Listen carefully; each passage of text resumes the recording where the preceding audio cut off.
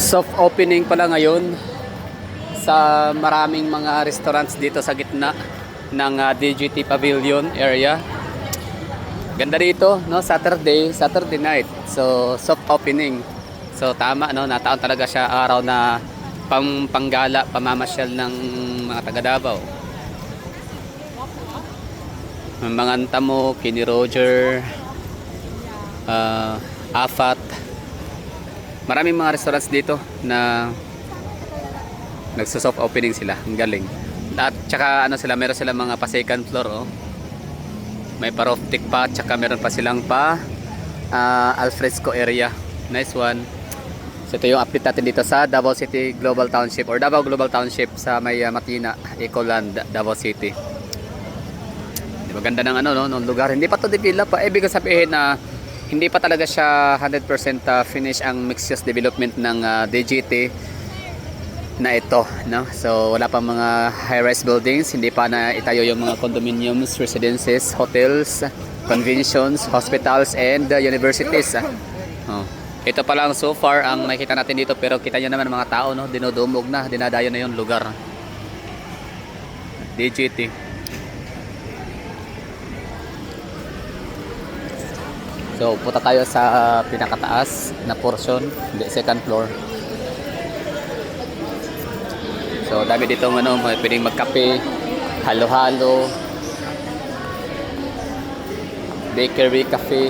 Madami, no? So, daming mga choices na pwedeng mag-dine in, take out. Tayo. Tao.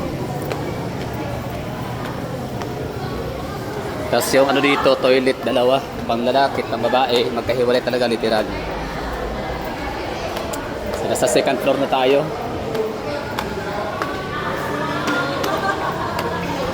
Milk, matcha, Sura Cafe, Cravings to go, Banh Mi and Po, Son to Rice or Son to Open pala. Tapos Flins, halo-halo, Potato Corner, Son to Open. Kay, ano meron dito?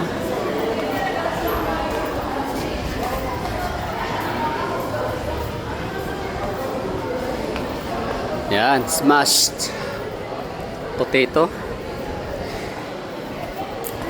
Hola.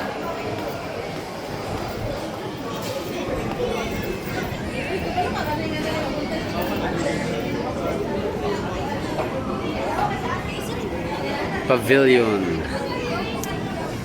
So itong portion na to dito dati, ito yung ginagawang ano siya, weekend market or weekend night market. Ngayon wala nang mga nakalagay dyan, wala nang mga nakapwesto na mga vendors, no? Hindi na siya night market kasi open na itong pavilion.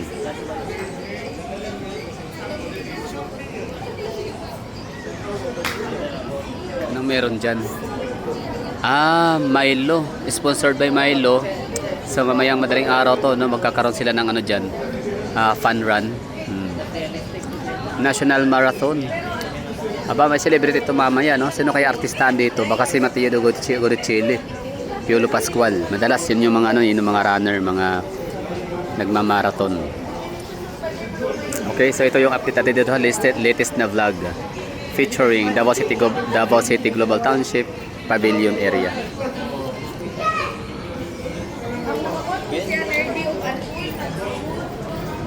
Okay, pasok tayo dito at bili tayong kape.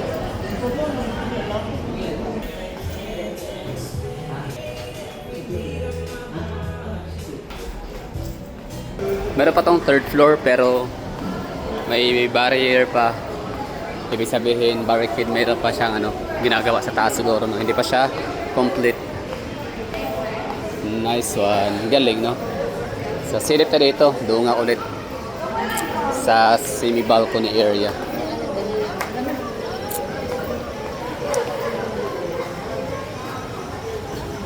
Diba? Ganda, no?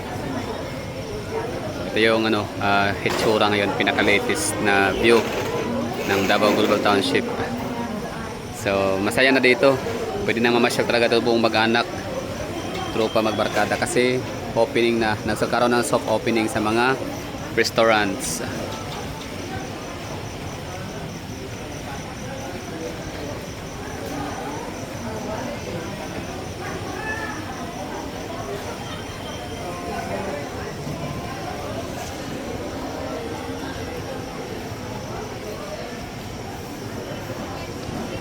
Ano sa tingin nyo?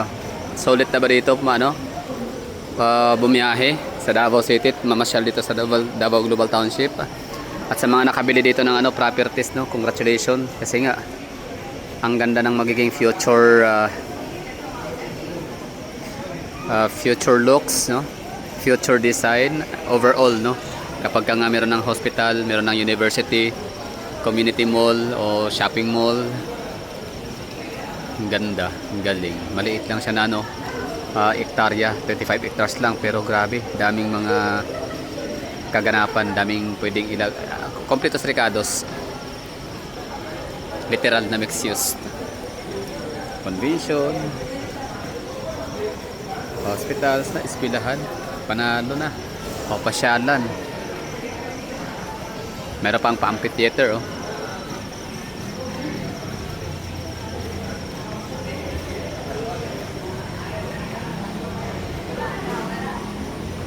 Nice one. Davao Global Township by Cebuland Master and Villa Abrili family business venture or joint ventures. Siguro ngayon dahil nga sa may mga opening na nag-o-open, nagbubukas yung mga tindahan dito, mga shops and restaurants. So siguro dati ay hanggang alas 9, alas 10 lang yung dito opening ng kailangang park. Baka ngayon lalagpasan ng alas 12, no? Laon na alas 2 pwede.